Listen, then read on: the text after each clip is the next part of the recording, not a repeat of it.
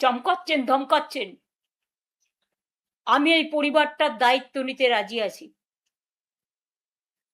আমি বা আমার দলের সহকর্মীরা যদি এই পরিবারটি মনে করেন তার দুধ ফেলে দিয়ে তার আশ্রয় কেড়ে নিয়ে তাকে অসহায় করে দেবেন, আমাদেরই কোনো সহকর্মীর বাড়িতে আমি তাদের থাকা এবং বাচ্চাদের পড়াশুনো শেখার, তাদের খাবার ব্যবস্থা করে দেব, এইটুকু করতে পারি।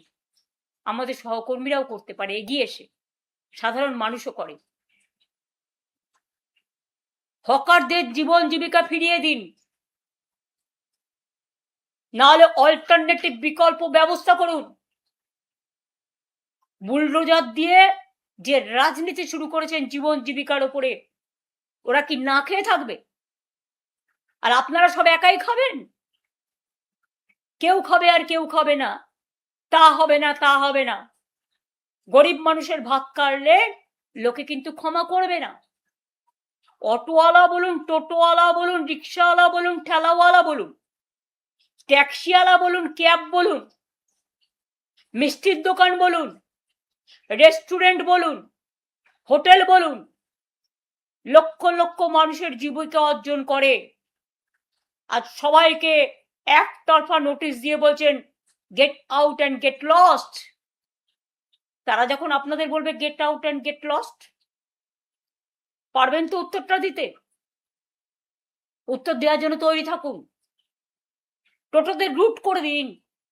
আমরা তো ওদের লাইসেন্স দিচ্ছিলাম, আমরা তো অলরেডি প্ল্যানিং করে ফেলেছিলাম, আমরা দিতেও শুরু করেছিলাম, টাইমও দিয়ে দিয়েছিলাম যে বছরে এত দেবেন 500 টাকা আপনার রুট পারমিট, আপনার 1 বছরেরটা হয়ে গেল। একবার দিলে 5 বছর দিতে হবে না। সেটা না করে একবারও মনে রেখেছেন আপনাদের নয় প্রাসাদ আছে, আপনাদের অট্টালিকা আছে, আপনাদের জোরদারি আছে, আপনাদের জমিদারি আছে, কিন্তু এদের কিছু নেই। এই টাকাটার উপর সঞ্চয় করেই তার বৃদ্ধা বাবা মার চিকিৎসা চলে, তার স্ত্রীর খাবার দাবার চলে, তার ছেলে মেয়েদের পড়াশোনা চলে। তাই মনে রাখবেন, শিক্ষাটাকে গুরুত্ব দিয়ে আমরা মেধাশ্রী, স্বামী বিবেকানন্দ মেরিটস কাম স্কলারশিপ, ঐক্যশ্রী, কন্যাশ্রী, সবুজ সাথী সাইকেল, তরুণের স্বপ্ন 10,000 টাকার স্মার্টফোন সব কিন্তু করে দিয়েছিলাম। ওবিসিদের জন্য মেধাশ্রী, ঐক্যশ্রী, অনেক স্কিম তো বন্ধ করে দিয়েছেন। কেন বন্ধ করেছেন? আমি তো চেয়েছিলাম যারা ওবিসি তারা উপরে উঠে এসে মানুষ হোক। শিক্ষার মধ্যে দিয়ে মানুষ গড়া ছিল আমাদের উদ্দেশ্য। কারণ স্বামী বিবেকানন্দ বলতেন নৈতিক চরিত্র গঠনই মানুষের সবচেয়ে বড় কাজ, এবং যে মানুষ শিক্ষা পায়, সংস্কৃতি পায়, আর যাই করবে সে কোনোদিন কোনো খারাপ কাজ করতে পারে না। হ্যাঁ, 2-1টা খারাপ এদিক ওদিক হতে পারে, তাই বলে সমস্ত সমষ্টিকে এটা ভাববেন না। হঠাৎ করে এখন আবার বিএসকে টাকাও বন্ধ, যারা বাংলা সহায়তা কেন্দ্র করে গ্রামগঞ্জের মানুষের সব চাহিদাগুলোকে পূরণ করতেন, সাহায্য করতেন, হেল্পিং হ্যান্ডস।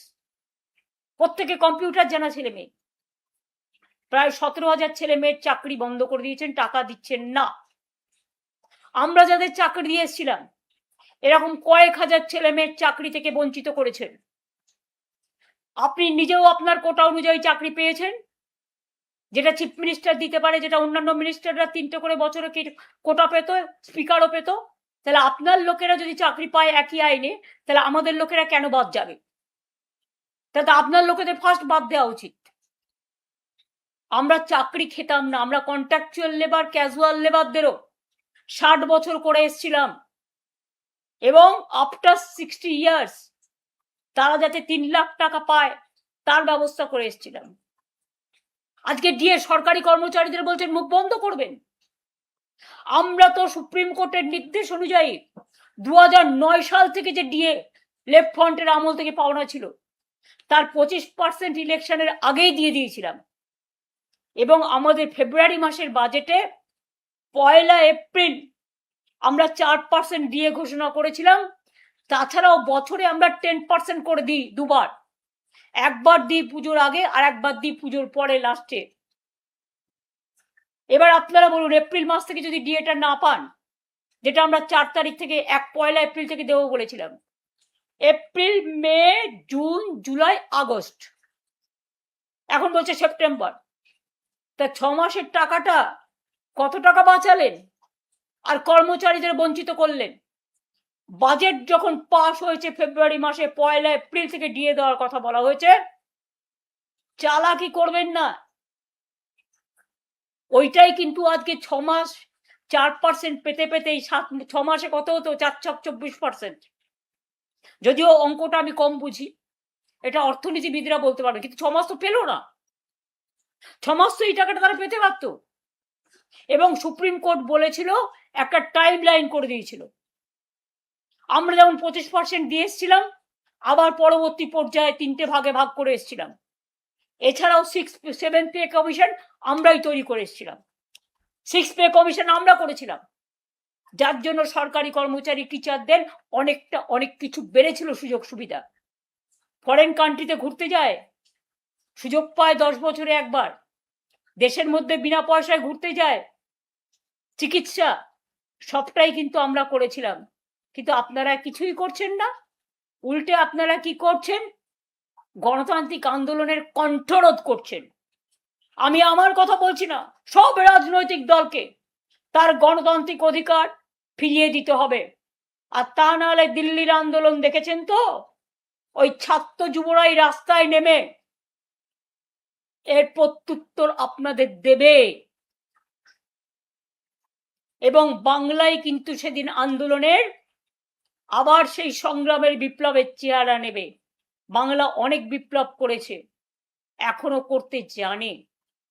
আর একটা চুপিসারে কাজ ছাড়ছে, আমি সাধারণ মানুষকে সতর্ক করে দিয়ে বলতে চাই, সেটা কি, সেন্সাস শুরু করেছে।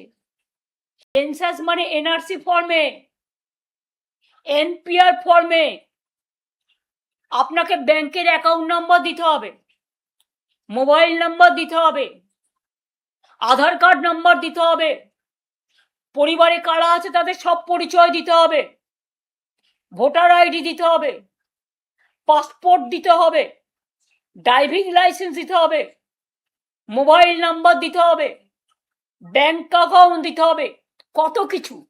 তার মানে আপনার ব্যাংক অ্যাকাউন্টটা নিয়ে পরে যে সেটাকে হাইজ্যাক করে সব টাকা ব্যাংক থেকে তুলে নেবে না, তার কোনো